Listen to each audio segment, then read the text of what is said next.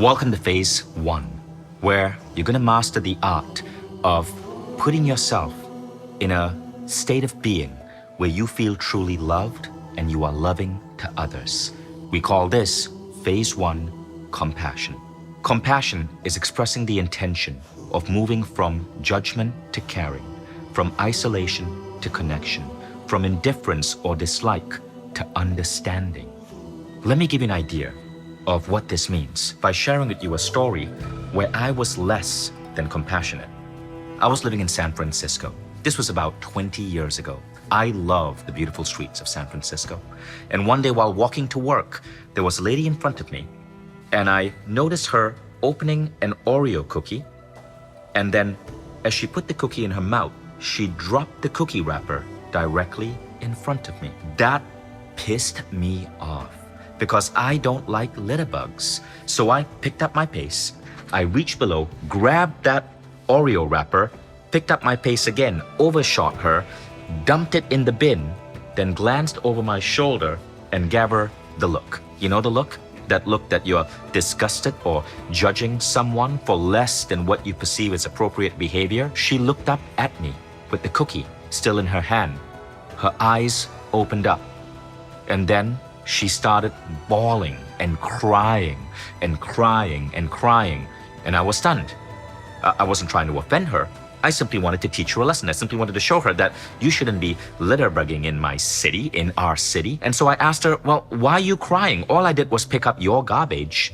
And she said, why do you have to be such an asshole? Me, the asshole? I was picking up her crap. And she said, you don't understand. My boyfriend left me this morning. I have to go to work because I have to show up at work with this broken heart. And all I wanted to do was eat this cookie to give myself this tiny distraction from the deep pain I'm feeling right now. Why did you have to be such an asshole and make me feel even worse than I feel right now? And then it hit me. I was the asshole. I had judged this lady. I had, through the act of judging, decided and labeled her as a litter bug, labeled her as irresponsible, labeled her as a bad human.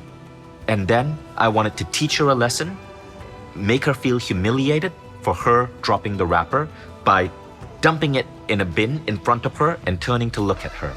I was the asshole. I felt guilty for what I did. I apologized to her. I wished her well, and I walked to work with a heavy heart. I was less than compassionate. What I was demonstrating is a psychological principle called fundamental attribution error. Fundamental attribution error is this thing that happens in our mind where when we see someone else doing something that we perceive as wrong, we attribute it to their character. But when we do something that is wrong, we excuse ourselves because it's circumstance. When we accidentally litter, oh, it's because it was an accident. The wrapper fell out of my pocket. My mind was somewhere else. But if someone else does it, they are a litter bug. Likewise, how many times have you had someone cut you off on a road and you label them a horrible driver or an asshole or an inconsiderate driver? But when you do it, oh my God, I'm so sorry. I didn't see the car. I was rushing to work. My mind was distracted. My favorite song was playing. Fundamental attribution error is the psychological principle that makes us unfairly judge and label other people and assume that they have a character flaw, but not do the same for ourselves. This is a natural tendency we have to override because there is enough asshole-ish behavior in the world today. But you know what there isn't enough of? Kindness, human connection, people understanding each other. And it starts with us. As I started practicing the 6th phase, I became less judgmental. I became more understanding. And one of the most beautiful side effects is I became a really generous tipper. A couple of months ago, I went to a restaurant. The city had just come out of a lockdown, so restaurants had just opened. We had to wait 10 minutes to go in. I was there with a friend. And when we got into the restaurant, we had to wait another few minutes for our table while our table was being set, during which time we had to keep a mask on. Finally, we could seat ourselves at the table, take off our mask, and wait for the waitress to come and take our order. But the restaurant was packed. The waiters and waitresses were busy. It took 20 minutes for someone to take our order.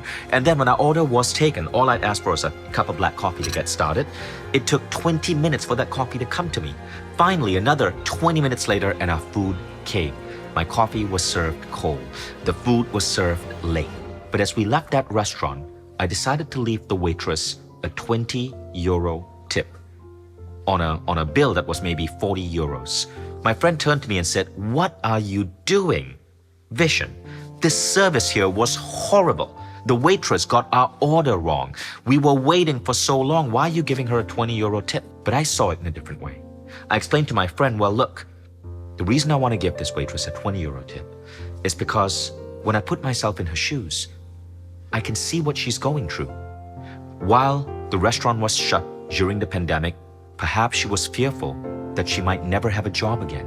She was perhaps not earning a salary.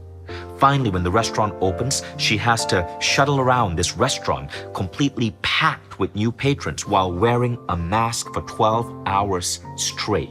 She's juggling to do the best she can. I can see that the restaurant is understaffed, and she's doing all of this with so much uncertainty in the world, so much discomfort because of the mask, because of the packed environment. She's constantly being pulled in all of these different directions by the crowd in this restaurant.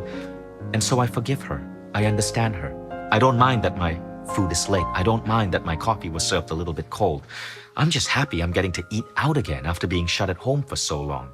And that's why I wanted to give her a 20 euro tip. Because despite everything, this was still a pleasurable experience for me. And I can understand what she's going through. That is why I always tip in a big way. But that difference in perspective is what you get when you practice daily compassion. I'm not saying I'm a saint. What I'm saying is compassion is a trainable skill. All of us can go from being judgmental to being truly loving and kind. And when you do that, you're not just becoming a better tipper. You're not just better to the people around you. The world feels better because everyone around you, you start understanding that they are human just like you. You stop judging. You start seeing the reason behind people's behavior. You start acting from a place of empathy. And if everyone does that, imagine the world we would leave for our children. This is the point of phase 1, to go from judgment to caring and understanding. The roots of this exercise come from 2 sources. The first source is Zen Buddhism. What you're learning is a form of loving kindness meditation popular in Zen Buddhism. The second aspect of this exercise comes from the HeartMath Institute, which is a group of scientists based in Los Gatos, California, that study a phenomenon called heart resonance. Heart resonance is a remarkable predictor of your health and well-being and states of bliss. And there's a unique exercise they found that elevates heart resonance. This is what we're going to do to kick off the compassion phase. But why bother with compassion? Well, let's see what science says. When you practice compassion, here's everything that a variety of scientific studies have said happens to you. First, you have enhanced levels of optimism and positivity. Second, you develop natural generosity. Third, you have heightened stress immunity, which means heavy workloads, deadlines impact you in a less stressful way. You are less reactive to annoying stimulus. There's an increased activation in brain regions associated with bonding. You see a reduction in symptoms of PTSD. And one of the best ones, reversal of aging. Compassion makes you healthier, sexier, and better looking. According to Professor Richard J. Davidson of the University of Wisconsin-Madison, compassion is a trainable skill. So, if you're a really massive asshole watching this program today, but you aspire to be a saint, we can do that. Now, compassion, when you truly practice it, also lends its benefits to other aspects of your life.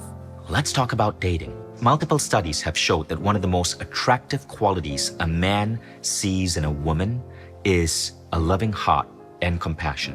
One of the most attractive qualities that women say they look for in men is a sense of kindness. So yes, compassion can seriously improve your dating life. Now, compassion can also improve your career prospects. If you run a company, pay attention to this. There was a study done by Gallup where they interviewed close to 10 million employees, and they found that there was this one thing that when employees answered yes to, it meant that they were more engaged in their job, they stayed with companies longer, they were better contributing to productivity and the bottom line. And that statement was, my manager or supervisor cares about me as a person. In other words, if you're compassionate to your people, this in turn brings out the best in your people. For me, compassion is simple. Compassion is about surrendering to the best version of yourself. As William Blake said, we are put on earth a little space that we might learn to bear the beams of love.